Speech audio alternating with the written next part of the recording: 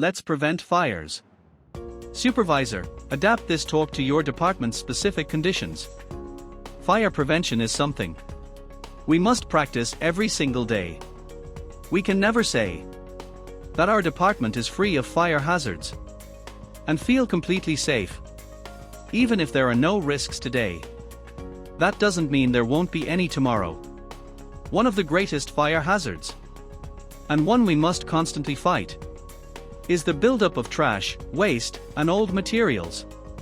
I've said it before, and I'll say it again.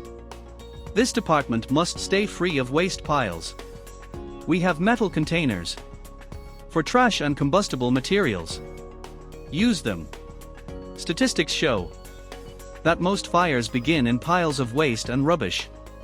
If that waste had been thrown away properly, many places would never have burned down. We cannot allow any kind of waste pile to remain. Even non-combustible material can block exits during emergencies or obstruct those trying to fight a fire. The only way to prevent old materials from piling up is to get rid of them every day. Before going home, take a moment to check your workspace. If it's clean, there won't be any fire-starting waste tomorrow. Smoking is another issue. We must follow company rules.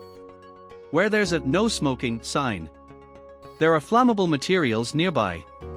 Do not smoke. Not even supervisors are exempt. The only safe places to smoke are designated smoking areas. Electricity can also start fires if we give it a chance. If your electrical equipment needs repair, let a qualified person handle it.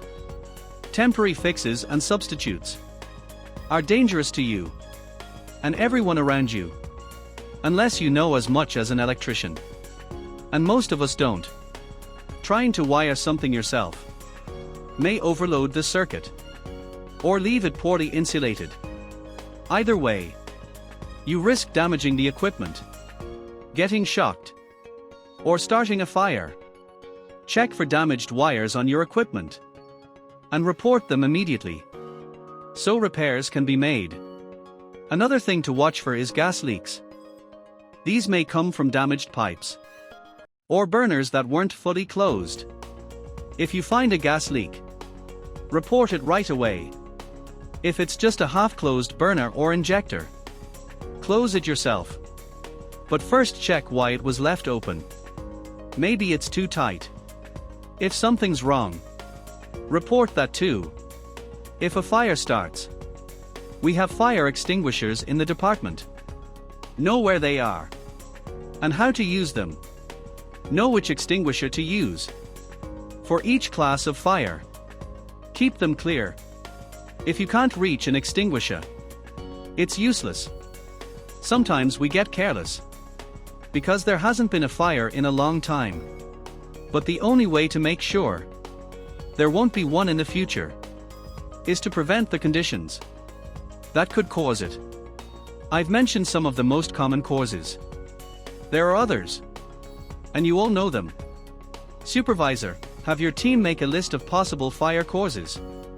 Use the following as a checklist: oil on the floors, uncontrolled hot work operations, dust on machinery, especially sawdust and lint, drums with flammable vapors near heat sources, overheated machinery, spilled flammable liquids. Fire prevention is a daily task, and we all have to help. After all, if the company shuts down due to a fire, we all lose.